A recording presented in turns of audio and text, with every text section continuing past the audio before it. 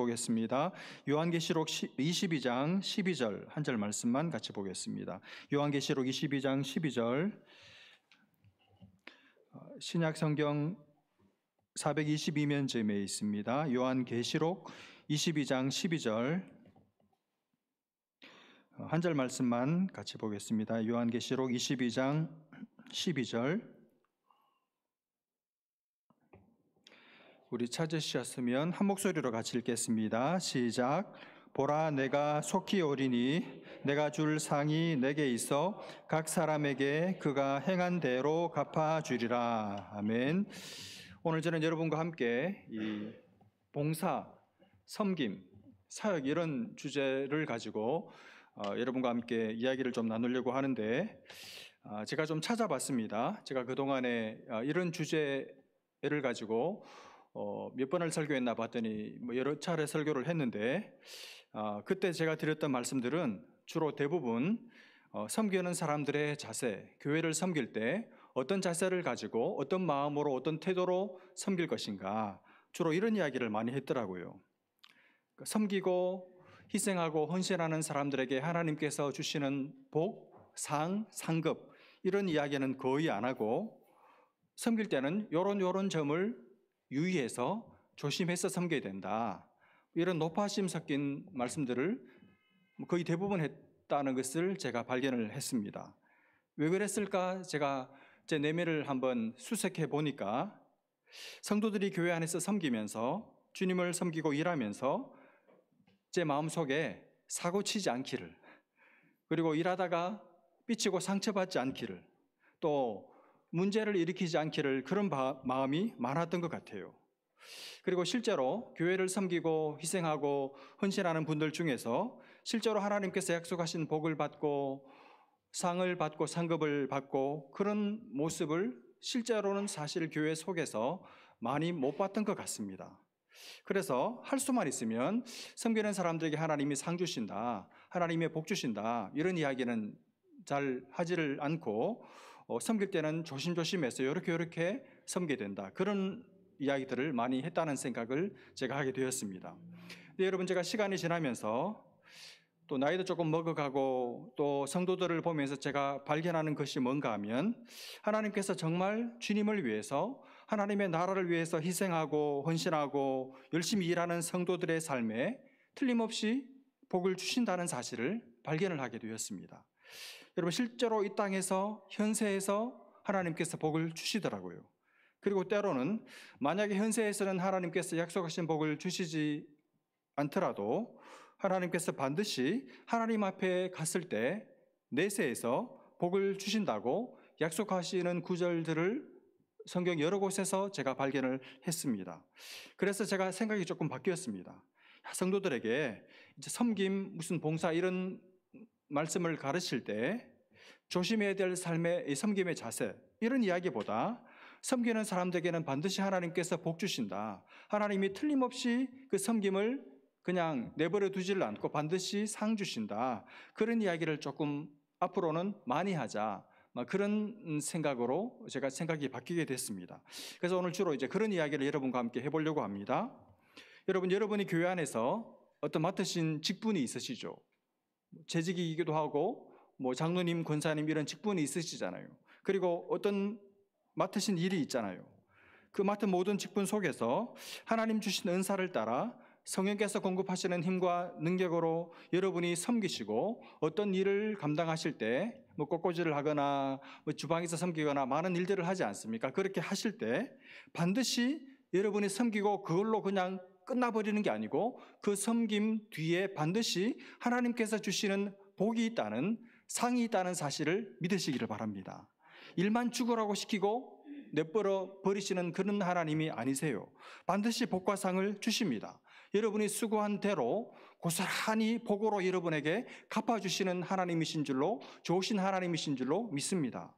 여러분 중에는 교회를 위해서 내가 뼈 빠지게 일해도, 경상도 말로 새 빠지게 일해도, 아무리 일해도 나만 손해보고 몸만 축나고 시간만 뺏기고 돈만 손해보고, 그런 어떤 불편한 마음, 원망하는 마음을 가지고 계신 분들이 계실지 모르겠습니다.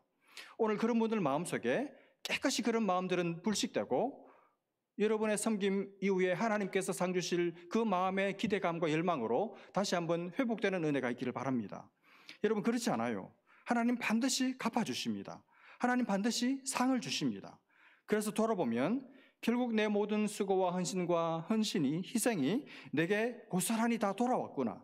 하나님께서 내게 이런 복을 내게, 내 가정에, 내 자녀들에게 실제로 복을 주셨구나.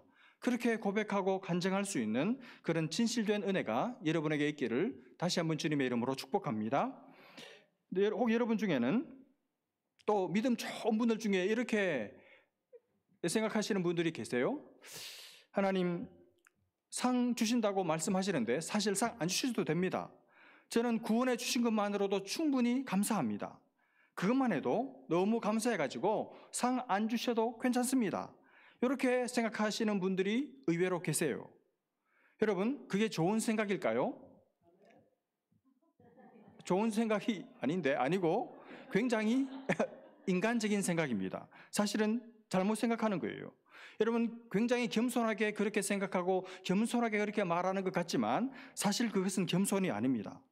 하나님께서 주신다고 하시면 주시는 것을 받는 게 겸손이에요. 하나님이 주시겠다고 무수히 약속하고 계신데 주신다고 하는 복을 내가 안 받아도 된다고 생각하는 것이 그게 교만한 것이죠. 주시면 받는 게 겸손입니다. 하나님 우리에게 상 주고 싶어 하세요. 하나님 우리에게 상을 주시겠다고 약속하셨습니다. 하나님 우리에게 상 주기를 원하세요. 그러니 주실 때 기쁨으로 감사함으로 토달지 않고 이건 내가 받을 자격이 없는데라고 말하지 않고 받는 것이 그게 겸손입니다. 내게 상 주시고 그리고 내가 상을 받고 나서 기뻐하는 모습을 보시면서 하나님이 더 기뻐하세요. 그러니까 상 주실 때 기쁨으로 받는, 그리고 주실 것을 기대하고 사는 여러분과 제가 될 수 있기를 주님의 이름으로 축복합니다. 오늘 말씀에 한번 보십시오. 22장 12절 말씀인데, 보라 내가 속히 오리니 내가 줄 상이 내게 있어 각 사람에게 그가 행한 대로 갚아주리라. 내가 줄 상이 내게 있대요. 여러분, 하나님은 어떤 분인가 하면 상 주시는 하나님이십니다. 시상자가 하나님이세요. 수많은 상품을 가지고 계신 분이 하나님이십니다. 내게 줄 상이 내게 있어. 하나님께는 우리에게 주실 상이 있어요. 여러분, 만약에 주실 상도 없으면서 이렇게 말씀하셨다면 우리를 속이는 거잖아요. 그런데 그게 아니고 그 손에 내게 줄 상을 가지고 계시대요. 그리고 각 사람에게, 다시 말하면 여러분과 저에게 그 다음 뭡니까? 행한 대로 갚아주신다고 말씀합니다. 내가 행한 대로 갚아주신다는 것입니다. 그러니까 많이 행한 사람은 어떨까요? 많이 받겠죠. 적게 행한 사람은 적은 상을 받겠죠. 내가 행한 수고, 내가 한 섬김, 내가 한 헌신, 내가 한 봉사, 그 행한 대로 갚아주신대요. 그러니까 내가 행한 것 없어지지 않습니다. 허공에 날아가지 않습니다. 무화되지 않습니다. 전부 다 남아있습니다. 그대로 남아있습니다. 어제 청년들이 몇 사람이 왔었는지 누가 왔는지 저는 모르지만 하나님은 전부 다 보시고 다 아세요. 행한 대로 갚아주실 줄로 믿습니다. 하나님의 눈앞에 그대로 남아있습니다. 그걸 보시고 그대로 갚아주세요. 그러니까 단순하죠. 많이 받고 싶으면, 큰 상을 받고 싶으면 어떻게 하면 됩니까? 행함이 많으면 됩니다. 행함이 크면 돼요. 그렇죠. 큰 사랑, 큰 섬김, 큰 헌신을 드렸던 사람은 큰 상을 받게 될 것입니다. 여러분, 제가 행위 구원을 말하는 게 아니라는 것점은 여러분 잘 아시겠죠? 우리의 행위로 구원받지 않습니다. 우리는 오직 은혜로만 구원받습니다. 우리는 십자가의 공로로만 구원받아요. 여기서 말하는 행함이란 구원을 받고 나서, 하나님의 은혜로 구원받고 나서 그 구원의 은혜가 너무너무 감사해서 내가 주님을 위해서 뭘 해드리면 좋을까? 내가 어떻게 하면 하나님을 기쁘시게 할 수 있을까? 그 마음을 가지고 하나님을 기쁘시게 하기 위해서 이것저것 내가 행한 모든 사랑의 수고, 모든 사랑의 섬김, 헌신, 희생을 말하는 것입니다. 여러분, 큰 헌신, 큰 희생을 한 사람은 큰 사랑을 받습니다. 왜 그럴까요? 크게 희생하고 크게 헌신했다는 말은 주님을 향한 사랑이 그만큼 크다는 것을 말하기 때문이죠. 여러분, 주님을 적게 사랑하는 사람은 적게 섬겨요. 아니, 주님을 적게 사랑하는 사람, 주님을 사랑하지 않는 사람은 교회는 나와도 안 섬깁니다. 섬길 줄 모르죠. 그러나 주님을 많이 사랑하는 사람, 주님을 너무너무 사랑하는 마음이 큰 사람은 사랑할 때 크게 사랑해요. 크게 섬깁니다. 많이 섬깁니다. 아까워하지 않습니다. 오히려 기쁩니다. 섬기면서 신이 나요. 내가 섬길 수 있다는 것이 너무 좋아요. 먼 거리를 달려오면서도 기뻐요. 너무너무 좋아요. 나 같은 것을 불러서 써주시는 것이 너무너무 고마워요. 그래서 앞뒤 돌아보지 않고 주님을 섬깁니다. 기쁨으로 섬깁니다. 감사하면서 섬깁니다. 입술의 찬양을 잃지 않고 주님을 섬깁니다. 과도하게 섬깁니다. 왜냐하면 사랑이 크기 때문이죠. 받은 은혜에 대한 깨달음이 더 크기 때문이죠. 그런 사람들, 그 행한 대로 하나님께서 큰 상급을 주신다고 말씀하시는 것입니다. 여러분, 여러분의 가정도 그렇고 우리 교회도 그렇고 한번 생각해 보십시오. 만약에 그 속에서 일하고 섬기고 희생하고 헌신하는 사람이 아무도 없다면 어떻게 될까요? 집안이 엉망이 되겠죠. 교회가 쓰레기장이 되겠죠. 여러분, 집안이 깔끔하게 정리가 되어 있고 집에 들어갈 때마다 코지한 분위기가 풍겨나고 따뜻한 향내가 넘실거리고 교회가 항상 올 때마다 뭔가 있어야 할 것이 딱딱 제자리에 있고 늘 깔끔하고 교회당에 들어서기만 하면 막 기도가 하고 싶어지고 하나님의 은혜가 느껴지고, 그게 그냥 된 겁니까? 누군가 뒤에서 땀 흘리고 희생하고 수고하고 헌신한 사람이 있었기 때문이죠. 그렇죠. 아무도 일하는 사람이 없는데, 아무도 희생하는 사람이 없는데 집안이 깨끗하고 교회가 은혜로울 수가 있습니까? 불가능하죠. 반드시 누군가가 일하고 섬긴 사람이 있는 것입니다. 어떤 분은 몸으로 땀 흘리면서 섬기는 분이 계신가 하면, 또 어떤 분들 중에는 하나님 앞에 물질을 가지고 주님을 섬기는 분들도 계시고 시간에 봉사를 하는 분들도 계시고, 또 어떤 분들은 누구보다 교회를 사랑하고 목회자를 사랑하고 성도들을 사랑해서 기도함으로 기도의 제물이 되어서 주님을 섬기는 그런 분들이 있죠. 다들 하나같이 주님을 섬기는 사람들이죠. 그렇게 주님을 섬기는 가운데 때로 어떤 분들은 몸에 힘에 지나도록 땀 흘리고 수고해서 몸이 상한 분들도 계세요. 또 어떤 분들 중에는 열심히 섬겼는데 누군가의 말도 되지 않는 그 상처되는 말 때문에 마음이 상처를 입고 마음이 다친 분들도 계세요. 심지어 주님을 섬기다가 얻지 않아도 될 병을 얻은 분들도 계시고 목숨을 잃은 분들도 계십니다. 그 모든 우여곡절이 있었음에도 불구하고 그 섬김을 반납하지 않고 포기하지 않고 낙심하지 않고 변함없이 주님을 사랑하고 주님의 교회를 사랑하고 위에 선신했던 분들의 그 희생과 수고와 땀과 눈물과 피 때문에 지금의 우리 교회가 있는 거예요. 지금의 우리 교회가 존재하고 있는 것입니다. 여러분의 모든 수고를 하나님께서 다 기억하시고 반드시 행한 대로 갚아주시는 날이 올 줄로 믿습니다. 여러분, 옆에 계신 분한테 한번 이렇게 인사하겠습니다. 고생 많으셨습니다. 한번 해보실래요? 고생 많으셨습니다. 한 번 더 인사할 때 형제님, 자매님 덕에 이렇게 편하게 신앙생활합니다. 형제님, 자매님 덕분에 이렇게 편하게 신앙생활합니다. 예. 여러분이 우리 교회에 몸담은 세월 동안 여러분의 수고와 땀과 눈물, 피의 흔적이 아마 곳곳에 배어 있는 분들이 계실 거예요. 어떤 분들 중에는 수십 년을 우리 교회 신앙생활을 했어도 자기의 땀과 눈물, 액체의 흔적이 전혀 배어 있지 않는 그런 사람이 있을 수도 있습니다. 그때 가보면 하나님께서 다 밝혀주실 것입니다. 하나님께서 기억하시고 반드시 갚아주실 거예요. 여러분, 왜 우리가 교회에서 주님을 섬기고 열심히 일하고 땀 흘리고 희생하고 헌신합니까? 이유는 단 하나입니다. 사람들에게 좋은 소리 듣고자 함이 아니죠. 사람들에게 잘 보이기 위해서가 아닙니다. 우리는 그런 데 관심 없어요. 우리는 그저 하나님께서 나 같은 것을 구원해 주신 그 은혜가 너무너무 감사해서 그래서 주님을 섬기고 싶습니다.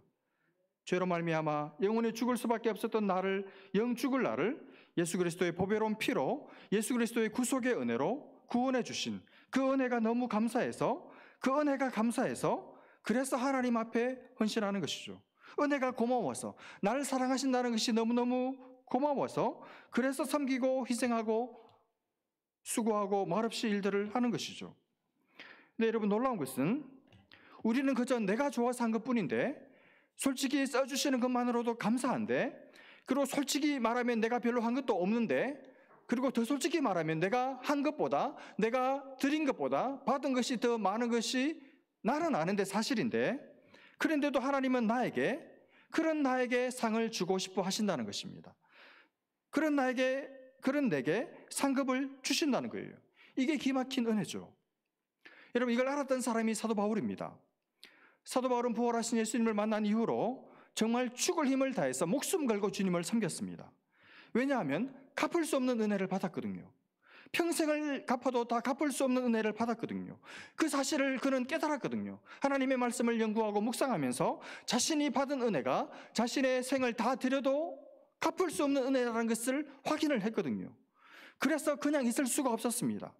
자신의 전부를 다 드릴 수밖에 없었습니다. 그래서 정말 죽을 힘을 당해서 몇 번 죽을 뻔한 위기를 넘기면서도 포기하지 않고 끝까지 주님을 섬겼습니다. 여러분, 그러면 된 거 아닙니까? 은혜를 받고 은혜에 보답하기 위해서 주님을 목숨 다해서 섬겼습니다. 그러면 할 도리 다 한 거잖아요. 근데 놀라운 것은 그걸로 바울은 끝이라고 생각하지 않았다는 겁니다. 바울은 알고 있었습니다. 자기 앞에 무엇이 기다리고 있는지를 바울은 알았어요. 하나님께서 자기에게 상 주실 것을 알았어요. 하나님께서 자기에게 상 주실 것을 믿었습니다. 그리고 그것을 바라봤습니다. 그걸 기대했습니다. 그리고 죽음을 목전에 두고 그 사실을 확신하면서 그 사실을 사모했습니다.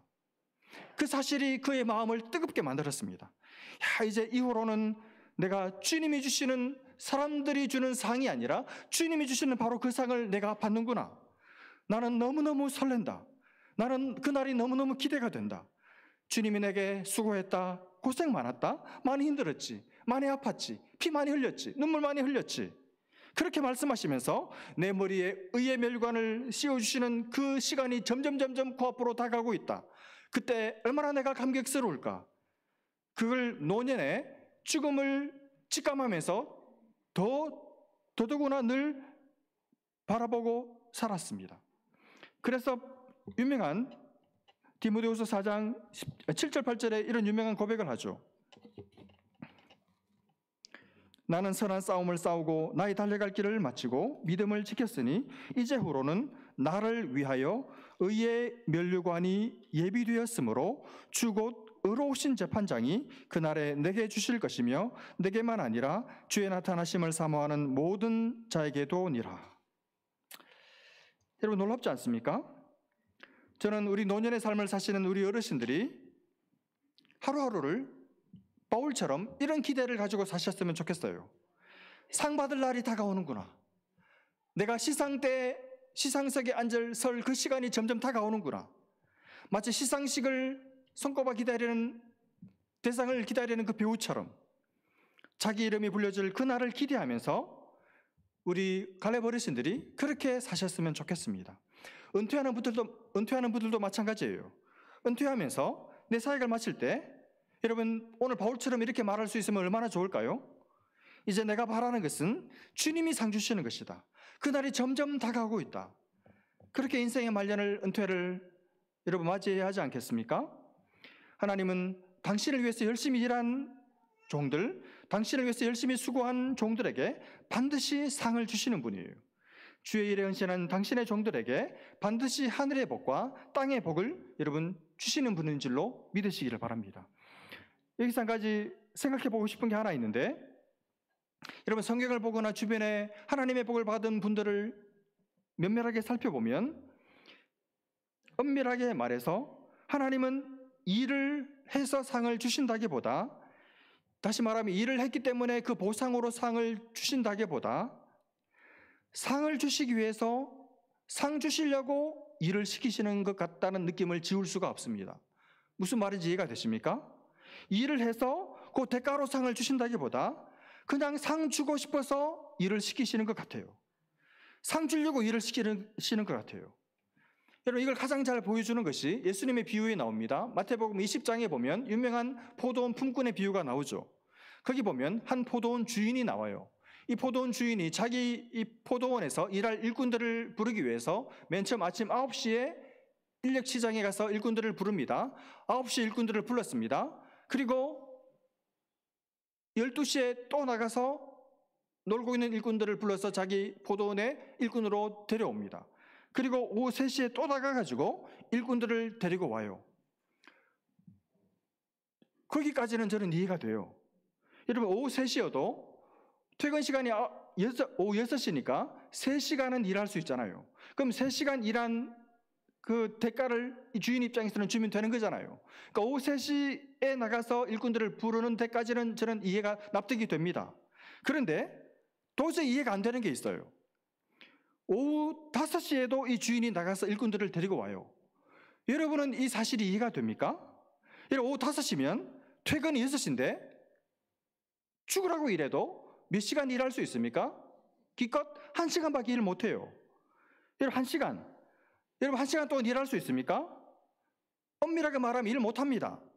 누가 가자마자 바로 일합니까? 가면 뭐 계약서 쓰고 출석 부르고 옷 갈아입고 간단한 지침 듣고 일할 도구 챙겨서 일하려고 하면 땡 집에 가라 그래요. 오후 5시에 온 사람은 일하고 싶어도 못해요. 퇴근해야 돼요. 아무것도 못합니다. 그러니 이 사람, 이 주인이, 포도원 주인이 오후 5시에 이런 사람을 왜 데리고 왔는지 모르겠어요. 여러분 제가 오래전에 한국에 있을 때 제가 대한민국 육군병장 7603, 7081 육군병장 출신인데 육군 만기 제대를 하고 예비군이었을 때 이제 예비군들 소집하거든요. 분명히 이제 아침에 군복으로 갈아입고 예비군 훈련장에 가도 여러분 어디 예비군들이 사람입니까? 거의 사람과 개의 경계를 왔다 갔다 하는 사람들이 예비군들이잖아요. 그러니까 군복을 입고 가도 군복을 제대로 입지도 않아요. 대충 걸치고 가가지고 가서 이제 그 교관들이 옷 똑바로 입어라 그러면 이제 저 같은 사람의 말을 똑바로 잘 듣지만 제대로 입습니까? 대충 입고 막 그리고 뭐 모자도 안 가져오는 사람도 있고 뭐 대충 쓰기도 하고 그런 사람들 앞에 놓고 얼마나 통제하기가 어렵습니까? 그래서 총기를 이제 나눠주면 그 총기 또 총본 외워야 되지. 또 이제 같은 동별로 또 모이라 그러면 또 늑장 부려서 모이면 또 줄 서고 앞으로 나란히 뭐 이렇게 하고 이렇게 하다 보면 금방 점심때가 와요. 오전에 아무것도 못하고 점심때가 되면 또 밥은 얼마나 많이 먹습니까? 1시간 내내 밥 먹고 줄담배 한 대 피고 그 오후가 돼가지고 또 조교들이 예비군보다 후배들이니까 야 낮잠 좀 자자 그러면 또 자요. 조교들은 그냥 풀침만 쓰고 낮잠 자고 그리고 이제 교장을 옮겨가지고 이제 교관이 나와가지고 설명하고 나면 이제 한번 시범을 보고 해봅시다 그러면 이미 땡 집에 가는 시간이에요.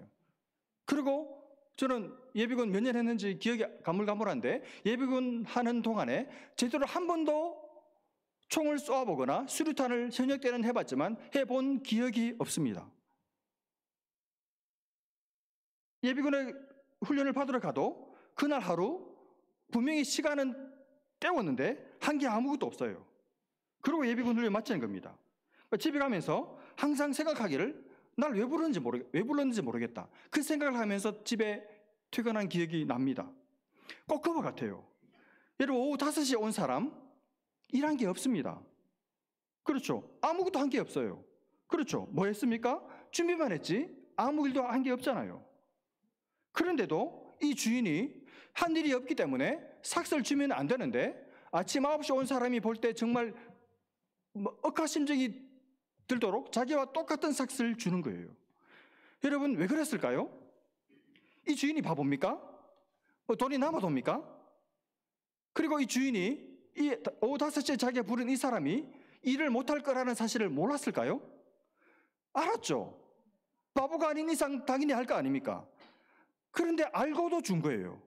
알고도 데리고 온 것입니다. 왜 데려왔습니까?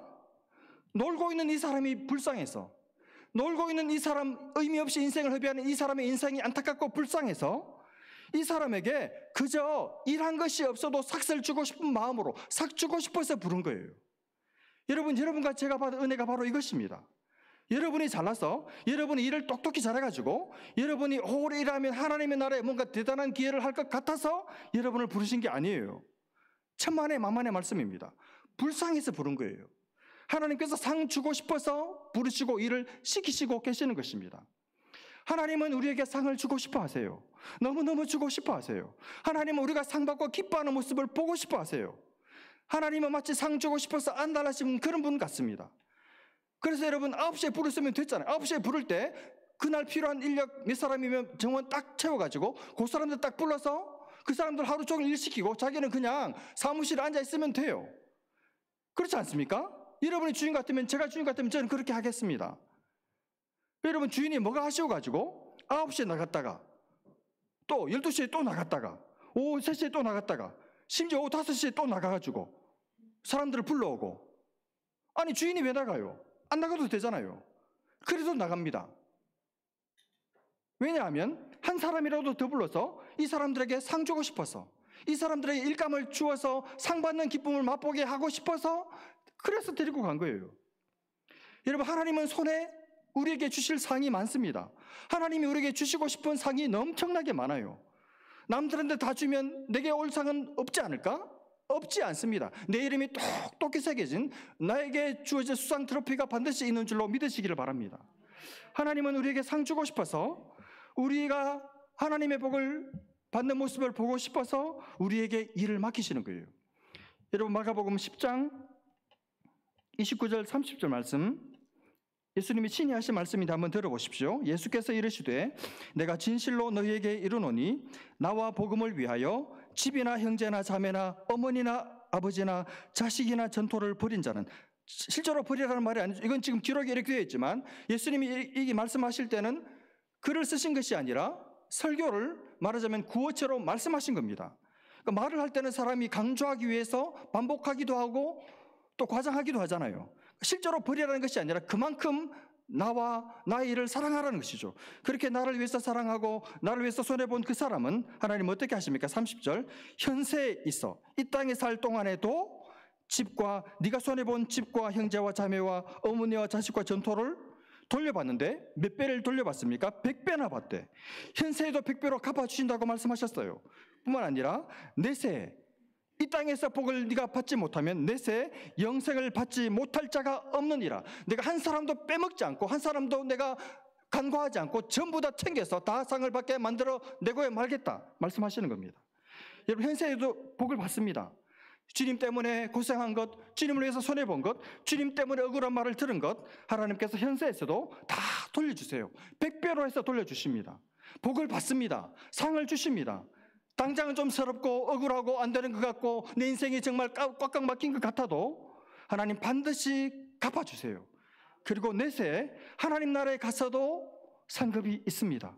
하나님이 똑똑히 내 이름을 불러서 네가 한 일 내가 다 알아. 몇 날 며칠 그때 네가 어떻게 하는 것 내가 다 알고 하나님 반드시 상을 주시는 분이십니다. 여러분, 이 사실이 여러분에게 위로가 되기를 바랍니다. 이 사실이 여러분의 섬김에 힘을 주고 경제가 될 수 있기를 바랍니다. 정말 내가 주님을 위해서 때로 남들이 안 하는 피를 흘리고 땀을 흘리고 눈물을 흘릴 때 주님께서 보시고 반드시 갚아주시고 상 주실 것을 여러분 믿으시기를 바랍니다. 여러분, 이 사실을 정말 믿는다면, 주님의 약속이 오늘 계시록의 말씀, 마가복음의 이 말씀이 정말 진실이라고 여러분 믿는다면 더 이상 섬기면서 불평하지 마세요. 원망하지 마십시오. 자꾸 사람들한테 도와달라는 소리 하지 마세요. 아니, 상 받을 건데 하나님이 다 하시고 하나님께서 상을 주신다고 말씀하시는데 왜 사람들한테 아쉬운 소리를 해야 합니까?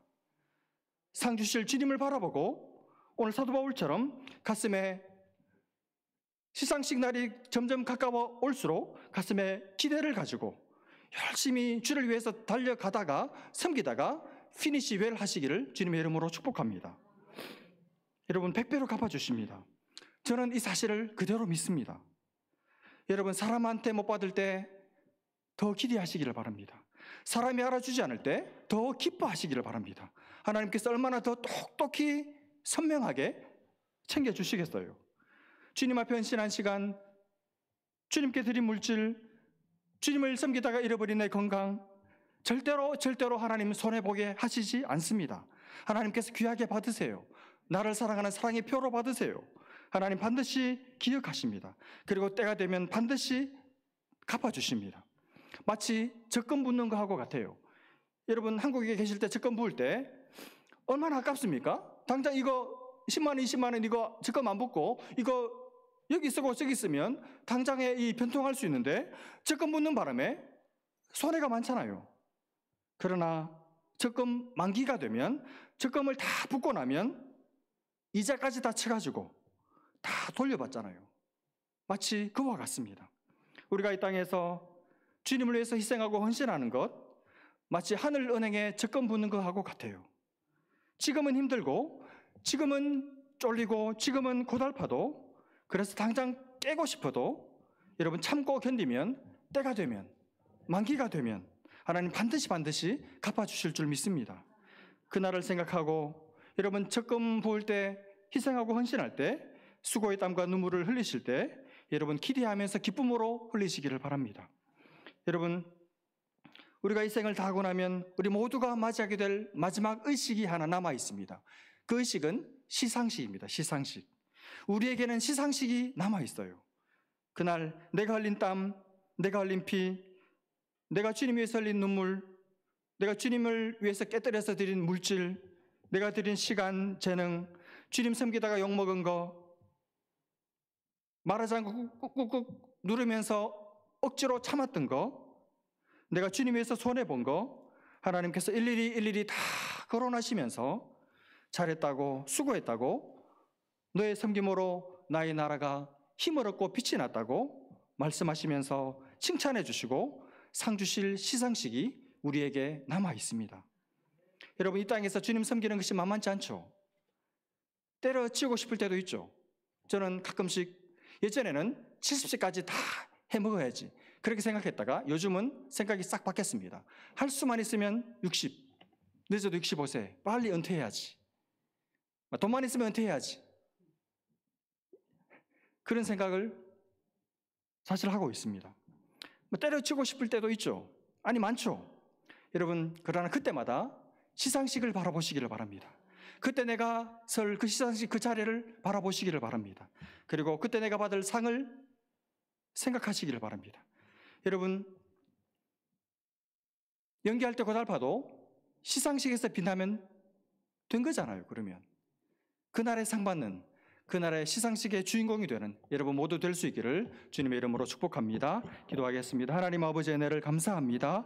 하나님 아버지, 끝이 보이지 않는 밑빠진 독에 물 붓는 것 같은, 아무리 섬겨도 표시나지 않고 변하지 않는 상황들, 사람들을 보면서 하나님 아버지, 내가 뭐 하고 있나 이런 생각을 지울 수 없을 때도 있고, 혹시 내가 잘못된 길을 걷고 있는 것이 아닌지, 내 인생을, 내 젊음을 허비하고 있는 것이 아닌지 두려울 때도 있습니다.